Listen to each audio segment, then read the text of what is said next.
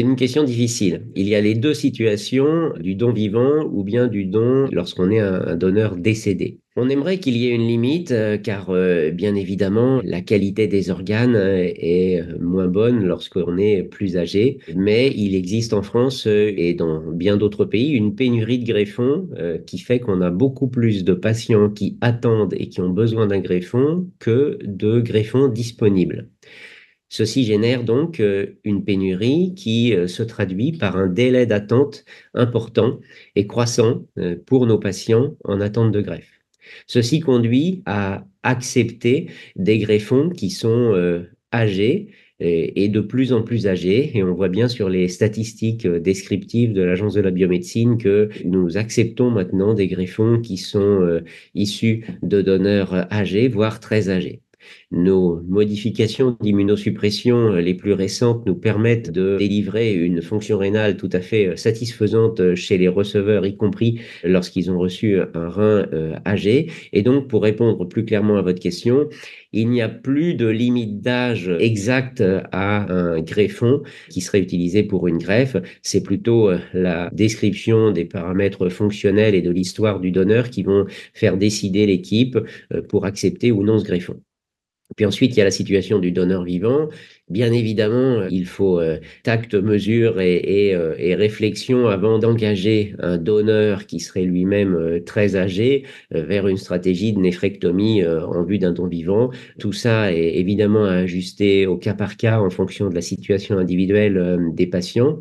Il arrive qu'on prélève des reins pour envisager une greffe à donneur vivant chez des sujets retraités, et souvent ce sont des projets de couple retraités dans lesquels un des deux a une maladie rénale chronique terminale qui nécessite la dialyse et qui altère la qualité de vie non seulement du patient mais également du couple.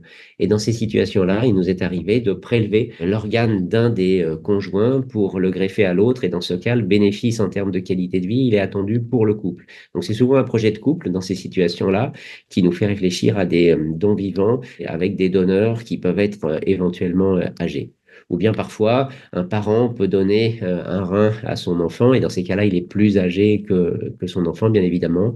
Encore une fois, lorsqu'il s'agit d'une greffe à donneur vivant, c'est vraiment une réflexion très individuelle au cas par cas qui nous permet de définir si on va lancer un donneur potentiel dans cette démarche.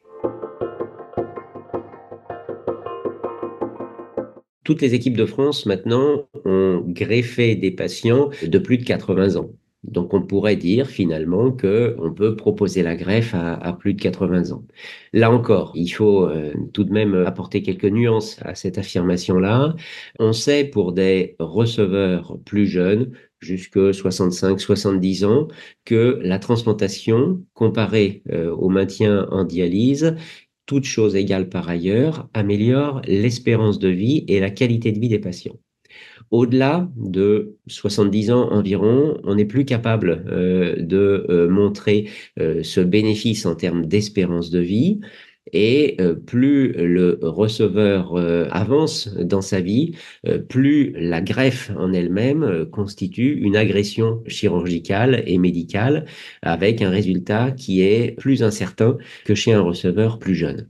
Donc, plus on avance en âge, plus cette discussion doit être pesée, les avantages et les inconvénients bien réfléchis, bien pesés.